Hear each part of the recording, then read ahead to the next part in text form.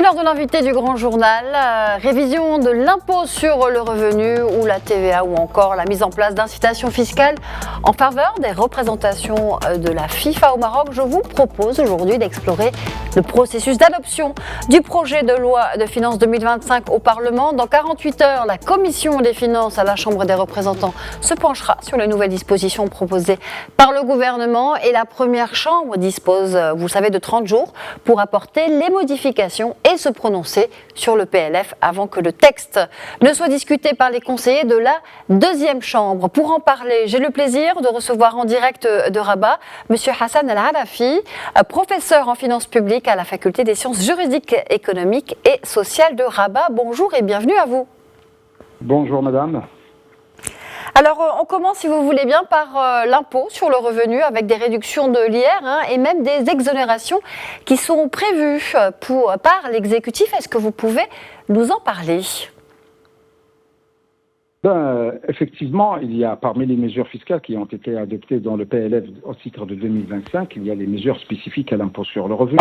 On peut déjà décompter 7 mesures qui ont été prévues, notamment le réaménagement du barème progressif de l'impôt sur le revenu, l'augmentation du montant annuel de la réduction de l'impôt sur le revenu au titre des charges, la révision des conditions d'exonération de l'indemnité de stage, l'amélioration du régime d'impôt sur le revenu au titre des revenus fonciers, la création d'une nouvelle catégorie de revenus imposables en matière de l'IR, et la révision du traitement fiscal des rachats des retraites complémentaires dans les cotisations, bien entendu, et ainsi que la clarification du principe d'imposition des profits financiers réalisés dans le cadre de la profession. Donc ça, c'est d'une manière nécessairement synthétique les 7 mesures principales qui ont été adoptées au titre de l'IR.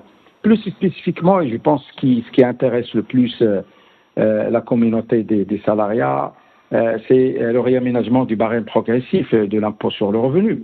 Comme vous le savez, la réforme de l'IR s'inscrit dans le cadre de la continuité de la mise en œuvre de la loi cadre 69-17 portant sur la réforme fiscale, visant notamment la baisse de la pression fiscale sur les contribuables au fur et à mesure de l'élargissement de l'assiette. Ce qui est un peu spécifique cette année, c'est que le relèvement de la première tranche du barème relatif aux revenus nets est exonéré, elle est passée de 30 000 à 40 000 dirhams, ce qui va permettre d'exonérer tous les revenus salariaux inférieurs à 6 000 dirhams par mois.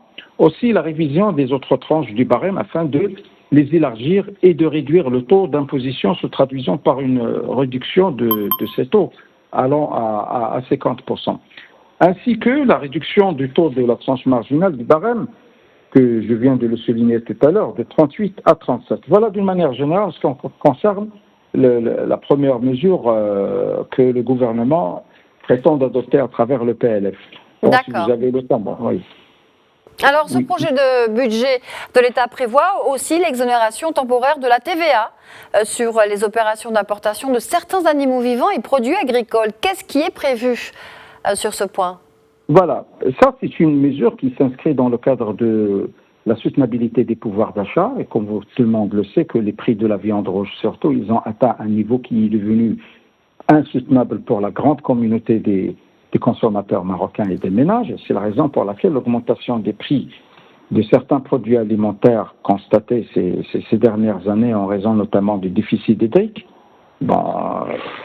qui s'avère dû à la sécheresse, assortie d'autres conditions et des aléas externes, et dans le but d'assurer un approvisionnement normal du marché national à des prix convenables, il est proposé à travers le PLF d'introduire une mesure temporaire afin d'exonérer les opérations d'importation de certains aliments vivants. Cette exonération, d'après le PLF, concerne les aliments vivants des espèces bovines, ovines et caprines, les viandes reproductrices, les viandes des animaux, ainsi de suite.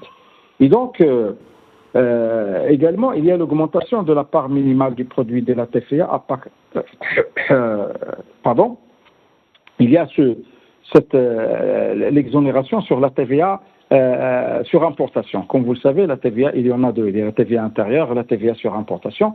Et donc, pour faire face à la demande intense en viande rouge, il faut faire appel à la demande, à l'offre extérieure en matière de viande rouge. Et je pense que c'est une sorte de stimulus fiscal accordé à des opérateurs dans ce domaine afin de les encourager à importer plus de viande rouge afin de supporter le marché intérieur.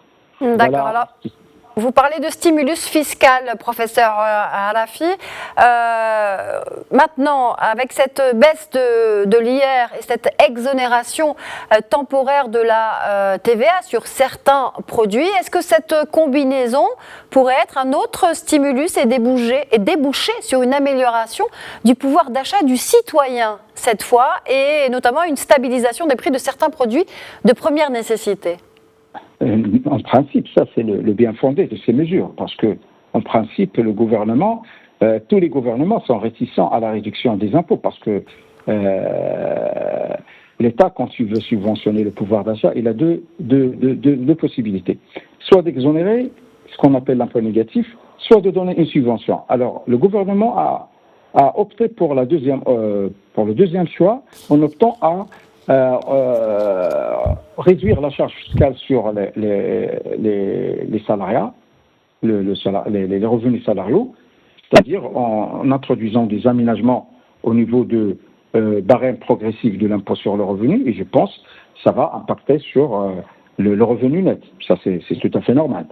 Et aussi, lorsque on va appuyer l'offre en matière de viande rouge par l'importation de viande rouge de l'extérieur, comme vous savez que ce ne sont pas des produits tarifiés, ce sont des produits qui sont soumis à la loi de l'offre et la demande de la main invisible, comme on dit. Et donc, ici, on essaie de réguler l'offre, ça va impacter sur la demande et ça va impacter sur le pouvoir d'achat. Ce qui est le risque potentiel ici, c'est la spéculation. C'est-à-dire, même avec ces mesures, on a eu une expérience qui n'est pas tout à fait merveilleuse à l'occasion du Eid al-Adha, même que l'État avait accordé des exonérations pour l'importation des bovins et l'importation des moutons, mais le citoyen n'a pas ressenti effectivement un impact très significatif de ces mesures fiscales sur sa poche. Donc, les prix sont restés toujours dans un état insoutenable pour le ménage. C'est la raison pour laquelle ces mesures sont très encourageables. On ne peut qu'applaudir trop fort pour ces mesures, mais il faut prévoir des mesures d'accompagnement pour qu'on ne retombe pas dans les manœuvres de spéculation afin de déjouer ces exonérations. D'accord. Et quelles sont justement les autres principales mesures fiscales prévues cette année, professeur Al-Halafi? Oui, et bien sûr, si vous voulez, les mesures fiscales qui ont été adoptées par la loi de finances, on peut les regrouper en quatre mesures. Donc, il y a, comme je viens de le développer tout à l'heure, les mesures spécifiques à l'IR, les mesures spécifiques à la taxe sur valeur ajoutée, les mesures spécifiques à des droits d'enregistrement et certaines mesures communes.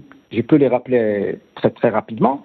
Donc, d'abord, les mesures spécifiques sur la taxe sur valeur, c'est l'exonération temporaire de la TVA, comme je viens de le souligner, et l'augmentation de la part minimale du produit de la TVA qui est affectée au budget des collectivités territoriales. Je m'explique.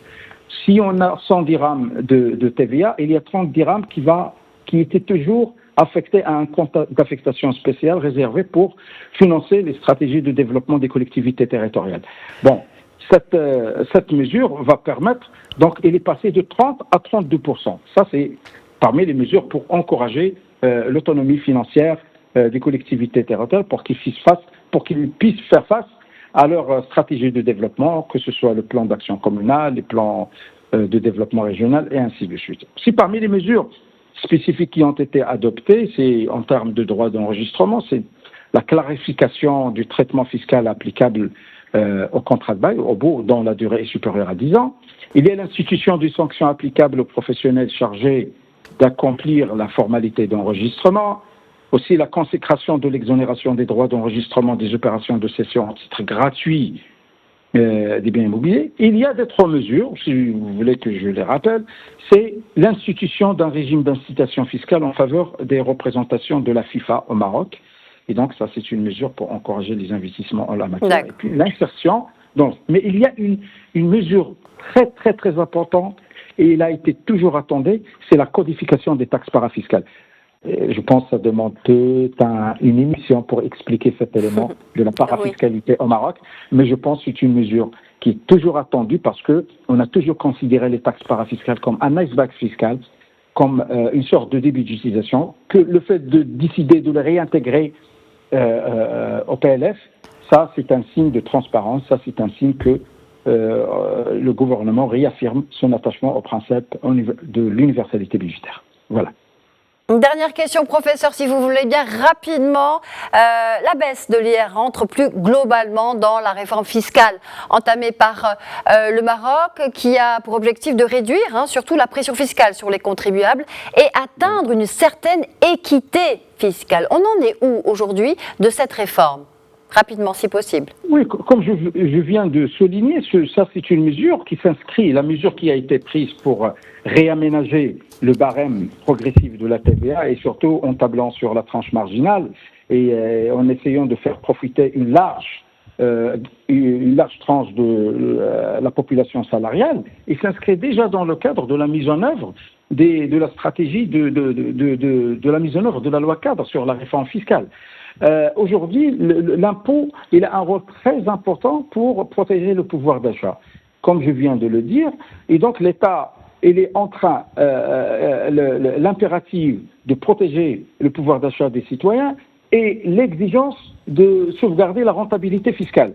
Donc, quand on accorde une exonération de ce genre, signifie qu'on veut élargir et pour encourager surtout, mais ça c'est très important, parce que c'est une mesure qui vise aussi le secteur informel.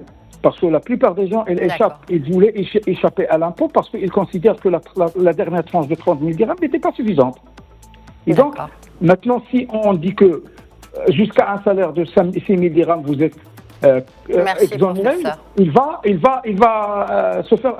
s'encourager à être plus formel qu'informel.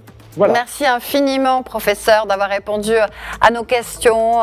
Hassan El Arafi, professeur en finances publiques à la Faculté des sciences juridiques, économiques et sociales de Rabat. Merci à vous.